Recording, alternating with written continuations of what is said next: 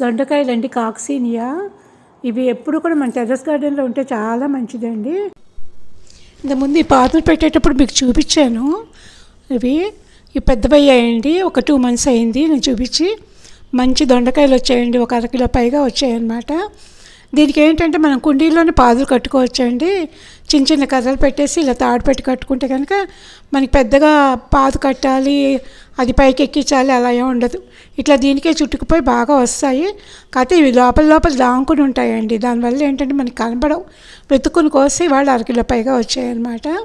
ఇదేంటంటే star fruit పక్కనే ఉంది. దాన్ని చుట్టుకుంటూ పైకి వెళ్ళిపోయింది అనమాట. దీనికి కావాల్సిన ఎరువు ఏంటంటే మామూలుగా పాటింగ్ మిక్స్ వేస్తాను, వేపపిండి వేస్తాను, కౌడంగ్ వేస్తానండి. వారానికి ఒకసారి పంచగవ్య అనమాట. అంతే. దీనికి చీడలు అవి వస్తే కనుక వేప నూనె కొట్టుకుంటే సరిపోతుందండి, అంతకన్నా అక్కర్లేదు. నేను ఎట్లాగో 10 daysకి ఒకసారి పంచగవ్య ఇస్తానమాట. దానివల్ల చీడలు ఏం రాలేదు. ఆకులు ఏమైనా చిల్లులు పడుతూ ఉంటే ఎక్కడికక్కడ తెంపేస్తే సరిపోతుందండి. అంతకుమించి దీనికి కేరింగ్ అయితే ఏమీ లేదనమాట. దీనికి సీజన్ అని ఏం లేదనమాట. ఆల్ 365 days వస్తాయి. ఒక్కసారి మనకు దొండపాదు పెట్టుకున్నామంటే ఇంకా పోదండి, లైఫ్ లాంగ్ చక్కగా ఉంటుంది. టెర్రస్ గార్డెన్కి అయితే బాగా సూట్ అవుతుందన్నమాట.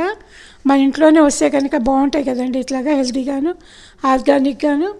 అందరూ పెట్టుకోండి. దొండ ఒకటి, బెండ ఒకటి బాగుంటుందండి. బెండ కూడా ఒక 4-5 మొక్కలు పెట్టుకుంటే బాగుంటుందన్నమాట. చూడండి ఎన్ని దొండకాయలు వచ్చాయోను, నిజంగాను 1/2 కిలో పైన వచ్చాయి. చాలా బాగున్నాయి నిజంగాను. మీరు కూడా తప్పకుండా పెట్టుకుంటారనుకుంటానండి నేను.